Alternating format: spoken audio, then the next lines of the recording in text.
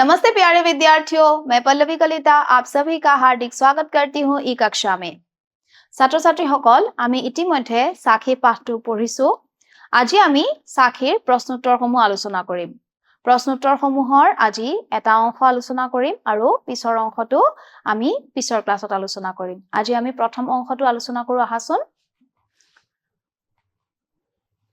सही विकल्प का चयन करो। কি কৈছে? সঠিক উত্তৰটো बासी उलिवा। महात्मा कबीर दास का जन्म हुआ था 1398 में, 1380 में, 1370 में, 1390 में। केতিয়া जन्म হৈছিল তেখেতৰ? 1398 সন, হয়নে? সন 1398। खटुसुआ संत कबीर दास के गुरु कौन थे? गोरखनाथ, रामानंद, रामानुजाचार्य ने ज्ञानदेव। কোন আছিল তেখেতৰ গুৰু? आचार्य रामानंद। गौतुसुआ कस्तूरी मृग वन वन में क्या खोजता फिरता है? कस्तूरी नाমৰ যে মৃগটো আছে সেই মৃগটো আসলতে বনে বনে কি বিচাৰি ফুৰিছিলে?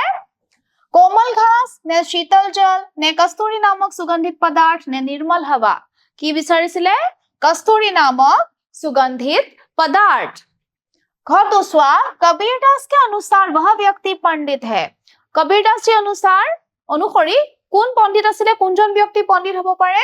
जो शास्त्रों का अध्ययन करता है, जो बड़े बड़े ग्रंथ लिखता है, जो किताबें खरीदकर पुस्तकालय में रखता है, ने जो प्रेम का धाई आखर पढ़ता है। कौन हबो? जो प्रेम का धाई आखर पढ़ता है वही पंडित है। उमोदुसुआ कवि के अनुसार हमें कल का काम कब करना चाहिए? कालिर काम तो हमें केতিয়া কৰিব লাগে? आज, कल, परसों ने नरसो। কি আছিলে? কাল কৰে সো আজ কৰ, হয় না নহয়? কালিৰ কামটো আমি আজিয়ে কৰিব লাগে। এটা সোয়া 2 नंबर एक शब्द में उत्तर दो। এটা শব্দত उत्तर দিব দিছে।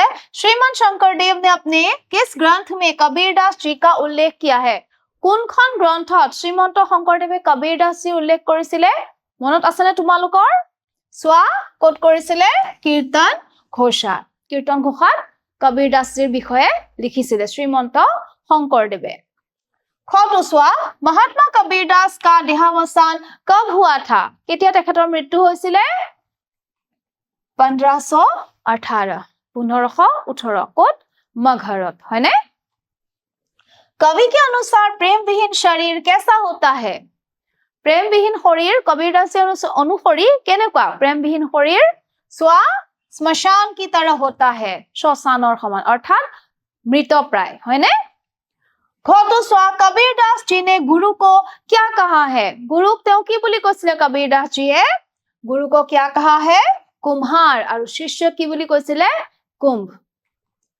घटुसुआ महात्मा कबीरदास की रचनाएं किस नाम से प्रसिद्ध हुई? তেওঁৰ ৰচনাসমূহ কি নামেৰে প্ৰসিদ্ধ হৈছিলে? কি নামেৰে জনাজাত? কি আছিলে? बीजक, হয়নে নহয়? बीजक। আৰু बीजকৰ কেইটা ভাগ আছিলে? তিনিটা, সাখী শব্দ আৰু रामायणी। তোমালোকে মনত ৰাখিবা। 3 নম্বৰ সোয়া पूर्ण वाक्य में उत्तर दो। पूर्ण वाक्य संपूर्ण वाक्यত उत्तर দিব দিছে। कबीरदास के पालक पिता माता कौन थे? কোন আছিলে পালক পিতা আৰু মাতা? नीरू और नीमा। कबीरदास के पालक पिता माता नीरू और नीमा थे। खटुसुआ कबीर शब्द का अर्थ क्या है? कबीर शब्दটোৰ अर्थ কি আছিলে? कबीर शब्द का अर्थ है बड़ा, महान और श्रेष्ठ। घटुसुआ साखी शब्द किस संस्कृत शब्द से विकसित है? কোনটো সংস্কৃত শব্দৰ পৰা साखी শব্দটো আহিছিলে? साखी शब्द संस्कृत शब्द साक्षी से विकसित है। घटुसुआ साधु की कौन सी बात नहीं पूछी जानी चाहिए? কোনটো কথা সুধিব নালাগে জ্ঞানী মানুহৰ? কি কৈছিলে? যে साधु को जाति के बारे में पूछना नहीं चाहिए, হয়নে? জাতি নালাগে, কি লাগিছিল? জ্ঞান। घटुसुआ डूबने से डरने वाला व्यक्ति कहाँ बैठा रहता है? যিসকল মানুহে পানীলৈ ভয় কৰে আৰু ডুবিবলৈ ভয় কৰে বিশেষকৈ তেওঁলোকে ক'ত বহি থাকে? তেওঁলোকে ক'ত থাকে? डूबने से डरने वाला व्यक्ति पानी के किनारे बैठा रहता है। 4 नंबर सोआ अति संक्षिप्त उत्तर दो लगभग 25 शब्दों में। कबीरदास जी की कविताओं की लोकप्रियता पर प्रकाश डालो। তেওঁৰ কবিতাসমূহৰ কিয় लोकप्रिय আছিলে হয়নে চাও হা कबीरदास जी की कविताओं में भक्ति भाव व्यावहारिक ज्ञान और मानवतावादी दृष्टि का समावेश हुआ है। उन्होंने आम जनता के बीच रहकर जनता की सरल सुबोध भाषा में जनता के लिए उपयोगी काव्य की रचना की। जनतार बाबे जनतार भाषारे है ने उनकी कविताएं अपने समय में लोकप्रिय थी और आज भी वही लोकप्रियता है। खतुसवा कबीरदास जी के आराध्य कैसे थे? তেওঁৰ आराध्य केनेকুৱা আছিলে? कबीरदास निर्गुण निराकार राम के उपासक थे। কি আছিলে তেওঁৰ? राम কি আছিলে? निर्गुण আৰু निराकार, যাৰ কোনো আকাৰ নাছিল আৰু গুণ নাছিল, হয়নে? यह आराध्य राम संसार के रोम रोम में रमने वाले, प्रत्येक अणु परमाणु में बसने वाले निर्गुण निराकार राम थे। गौतुस्वा कबीरदास जी की काव्य भाषा किन गुणों से युक्त है? की गुण आছিলে स्वा?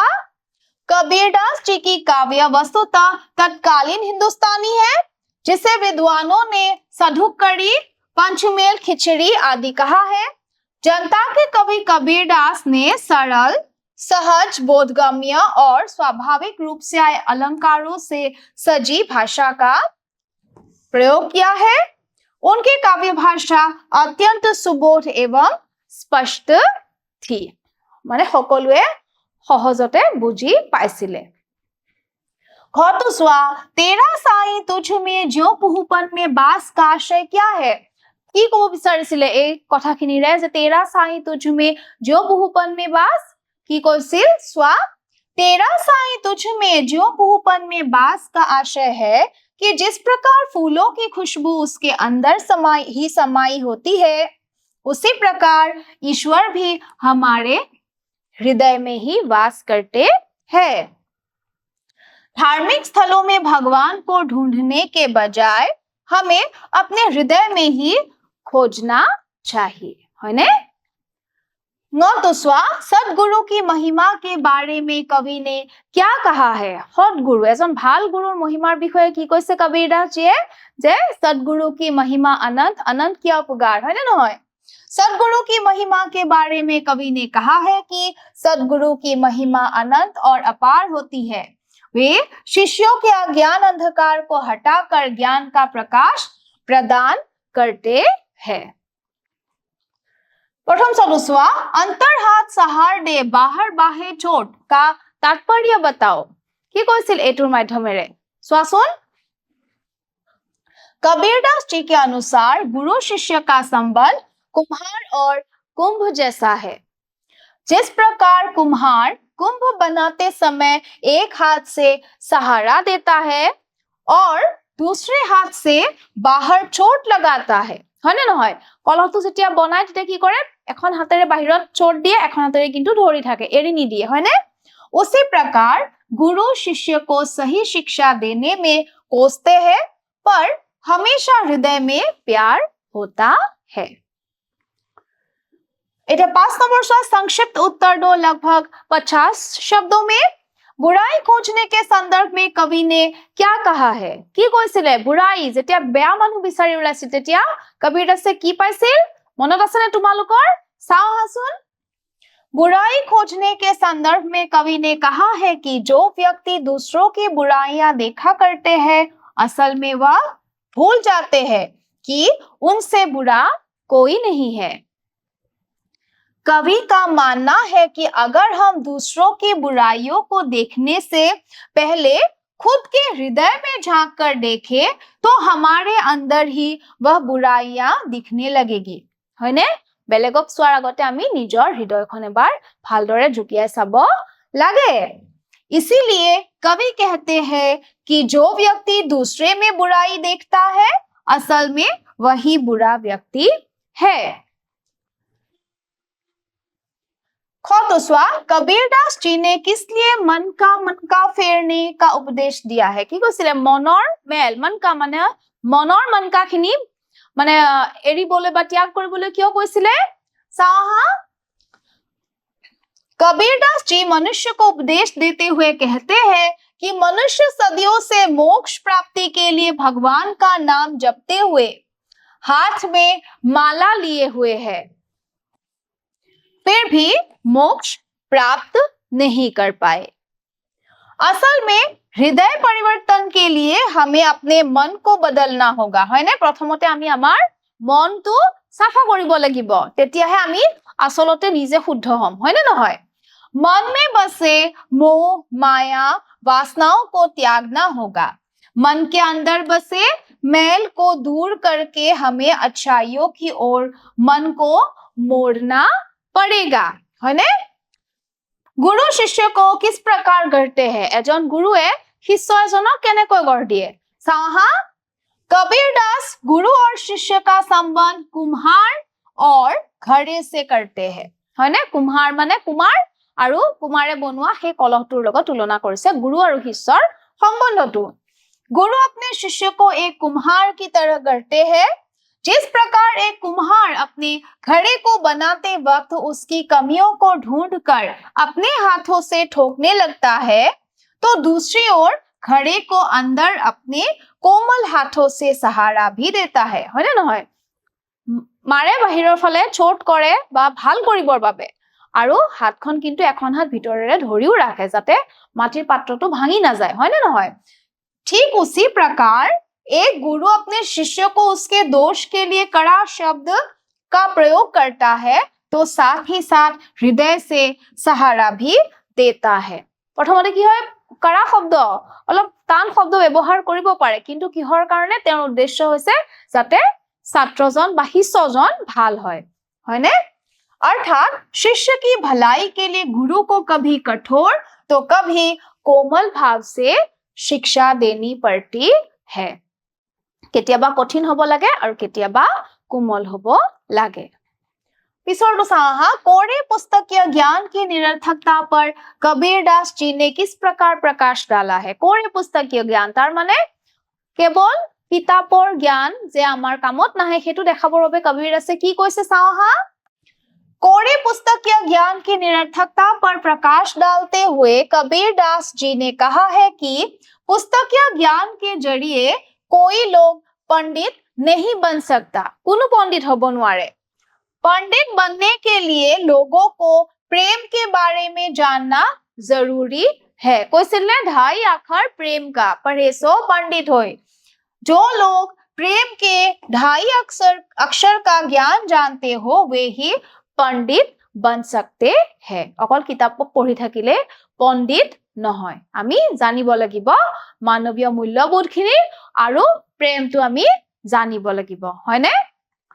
आहा सम्यक उत्तर दो। लगभग 100 शब्दों में संत कबीरदास की जीवन गाथा पर प्रकाश डालो। कबीरदासर जीवन गाथा, हयने चाओ हा। हिंदी के संत तथा भक्ति शाखा के प्रमुख कवियों में कबीरदास जी अन्यतम है। उनकी काव्यों की तरह जीवन गाथा भी अत्यंत रोचक है।